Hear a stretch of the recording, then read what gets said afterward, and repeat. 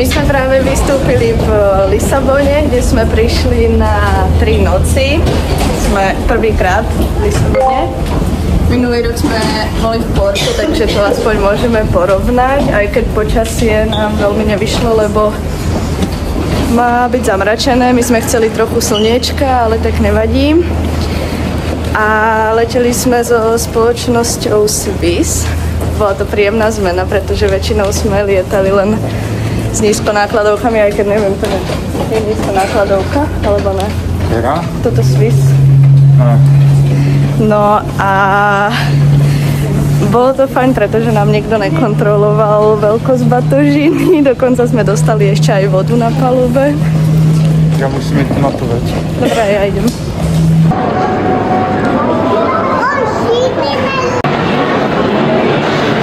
No.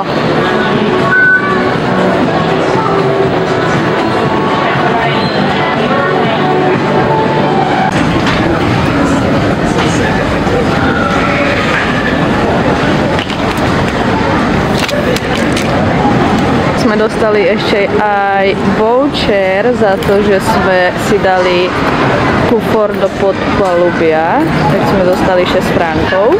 Haló? Hello! Aha, to môžeme aj takto natáčať. A ideme si kúpiť lístok na metro. Ideme do metra, metrom do centra. Na obed teda hlavne, lebo ja som hladná. Bus, metro, ticket. No, chceme, áno. Alebo chceme nejaký denný. Neviem, teraz zober ten bus, metro, ticket a...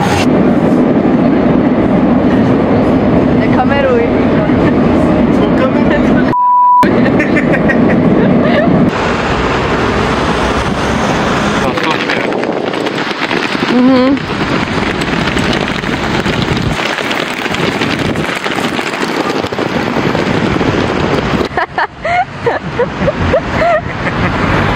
No my už sme sa konečne usadili do reštaurácie, lebo ja som odpadávala od hladu.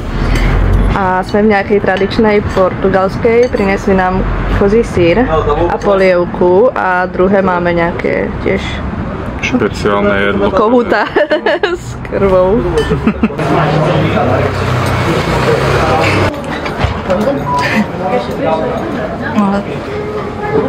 My sme práve po obede. Ja som si dal tradičné portugalské jedlo, ktoré sa volá cabidela. Je to vlastne kohút s rýžou. A pred koncom varenia sa do toho pridá slepačia krv.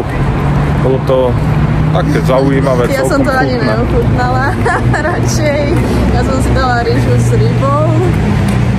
Ale ešte nám priniesli aj ochutnať iné portugalské jedlo, ktoré sa volá dourada. Asi. A to je vlastne polievka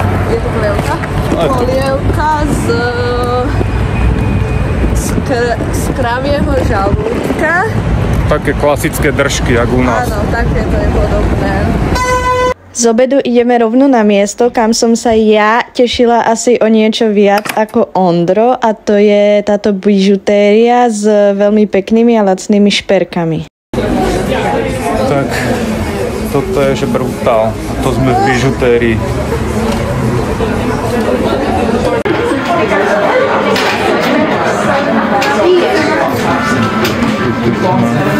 Hello, poďme sa pozrieť na to, čo som si kúpila v tejto bižutérii.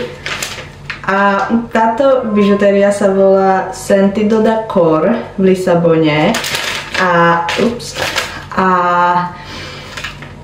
Sú tu veľmi pekné a veľmi lacné kúsky, ale je to už populárne na TikToku a na Instagrame, takže tam bolo veľa ľudí. Ručnice, ktoré som si kúpila, stáli 3,50. Prstenky. Prsteň, druhý prsteň a tretí prsteň. Čiže toto sú tie prstene, ktoré som si kúpila. Dám si všetky na fotorku. Takže už máme náušnice, máme prstene. Teraz ideme na náhrdelníky. Jeden tento.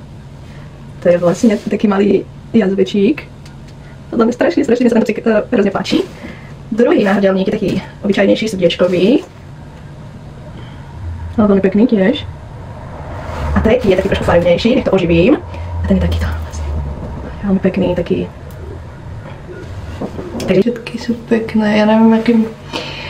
No ale poďme si ukázať ubytovanie, ktoré sme v Lisabone mali. Avšak ešte predtým sme museli prejsť touto Indicko-Marodskou ulicou, ktorá bola po ceste k nám.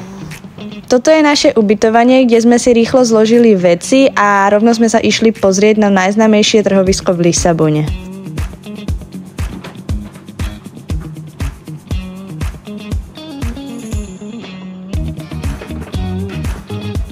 Za 3 noci v tomto apartmáne sme zaplatili 250 €.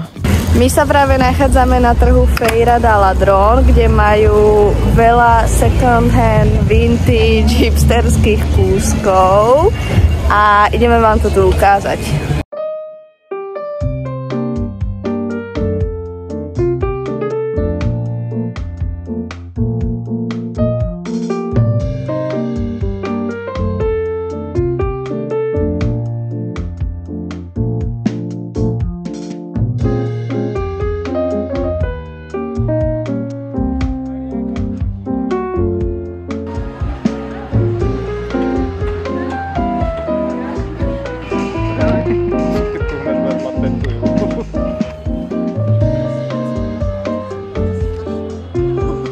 Po vyšlapaní asi z tého kopca a prechádzke vintage tržnicou sme sa zastavili do tohto milého obchodíku Miskan, kde predávajú ryby v konzervách s možnosťou konzumácie na mieste. Môžete si k tomu dať aj pivo alebo víno alebo nejaké nealko. Mimochodom v Lisabone sú tieto rybičky veľmi obľúbené a vyhľadávané.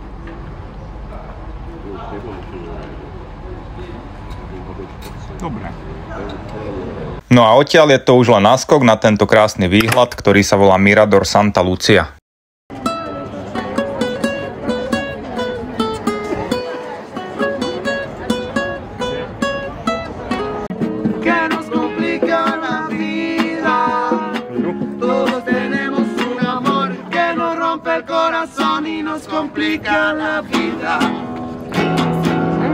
Rybičky nám nestačili a tak sme sa rozhodli pre 5-chodové valentínske menu v reštaurácii Altar. Ku každému chodu sme dostali iný druh vína a sem tam nejaký štamperlík, aby nám lepšie trávilo.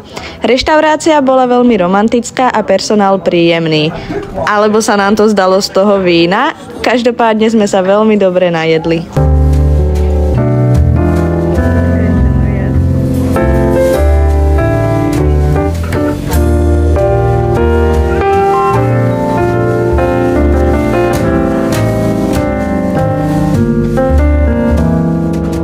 Takže sme sa spontánne rozhodli, že ideme pozrieť futbal.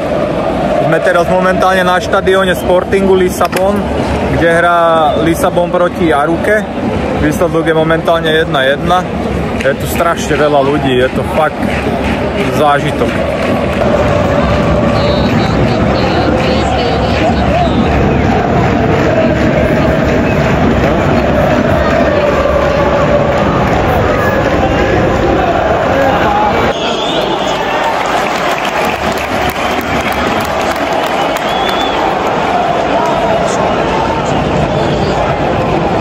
Po futbali sme sa metrom dotrepali domov a vyčerpaní po celom dni sme hneď zaspali. Takže druhý deň v Lisabone som začal u barbera, ktorý ma ostrihal za 9 €, dokonca aj s bradou. čo si myslíme super cena, lebo u nás vo Švajčiarsku ma to vychádza okolo 35, takže som spokojný. Od Barbera som išiel vyzdvihnúť Zuzku a štradovali sme rovno na raňajky do vychýrenej pekárne Manteigaria, kde sme ochutnali tradičnú portugalskú delikatesu pastel de nata. Počas nášho výletu v Lisabone sme ich ochutnali na viacerých miestach, ale v Manteigarii boli najlepšie. Dokonca sa tu môžete pozrieť, ako ich pripravujú.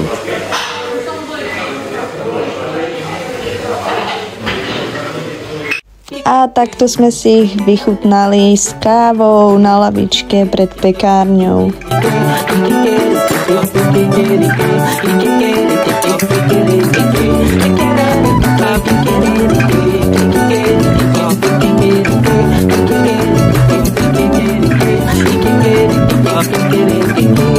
Quis apressar poema pra você antes de dormir, que sem telefonema fica mais sem graça aqui. Asi 3 minúty chôdze smerom do centra sa nachádza toto knihkupectvo, ktoré je zapísané aj v Guinnessovej knihe rekordov ako najstaršie fungujúce knihkupectvo na svete.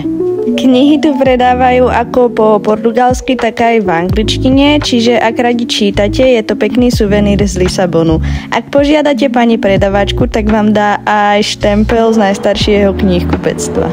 No my sme sa zastavili na rýchly snack. Kam?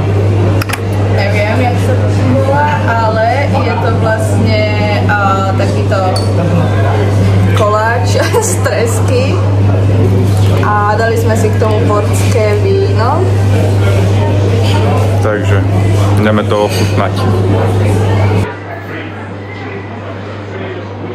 Chuť tohto treskoláča sa ťažko popisuje, ale ja si myslím, že sú len dva typy ľudí. Tým, ktorý to chutí a tým, ktorý to nechutí. A potom je tu Zuzka, ktorá je niekde medzi.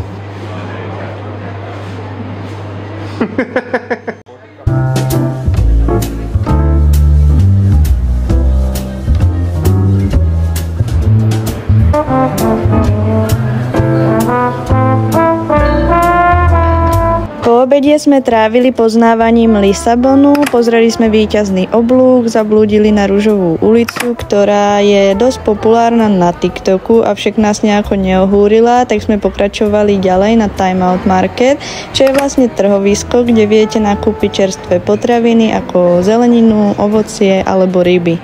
Takisto sa tu dajú kúpiť živé kvety a zároveň sa môžete aj dobre najesť, pretože je tu mnoho street food reštaurácií. No a odtiaľ sme pokračovali na ďalšiu našu zastávku a to bolo Centrum umenia LX Factory.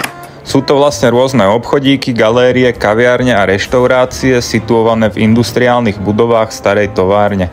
My sme sa tam posilnili a dali si tacos, ktoré sme zapili caipirinhou. Dokonca sme tu aj ulovili super kúsky, dózu na kávu a pekný hrnček od miestnej umelkyne. Na večer sme sa obaja tešili, pretože nás čakala plavba loďou pri západe slnka. Plavili sme sa po rieke Tagus a mali možnosť vidieť všetky pamiatky z trochu inej perspektívy. Máme golden hour. Je to krásne. Paráda. Ondra najviac očaril most, pretože spravil asi 1000 rovnakých videí. Inak to bola príjemná plavba v dobrej nálade, na palube bol aj bar a neskôr sa tam rozbehla disco party.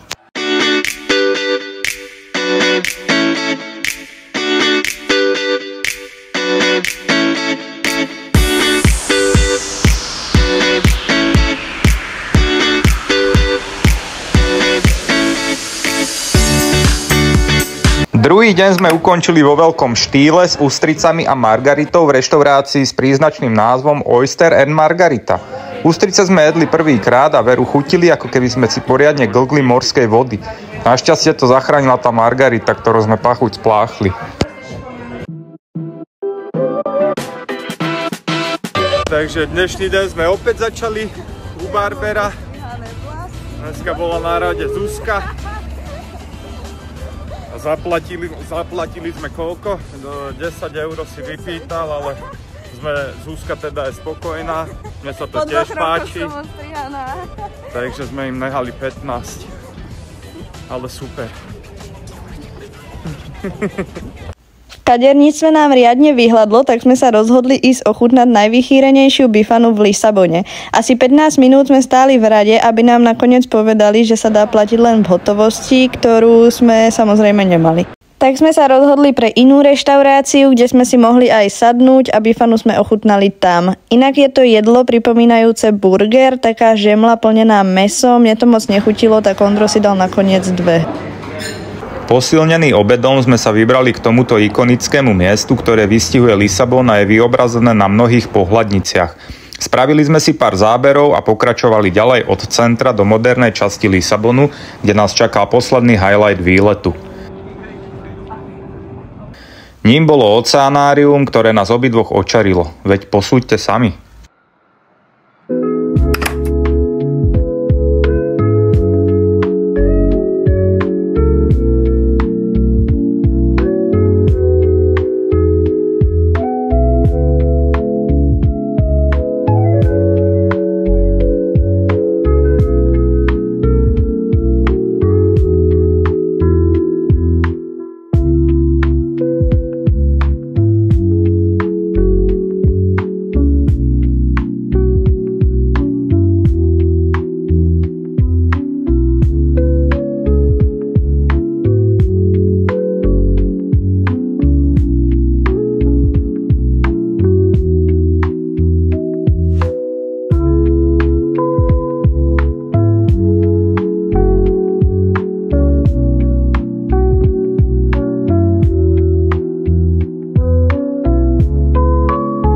Večer sme sa vybrali do tejto vinárne Graca do Vinho na ochutnávku vín a syrov z tohto regiónu. Je to príjemný podnik so skvelou atmosférou.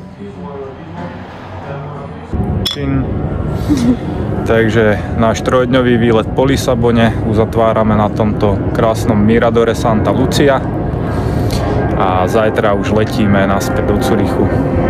Dúfam, že ste si to užili s nami a vidíme sa na budúce. Čaute.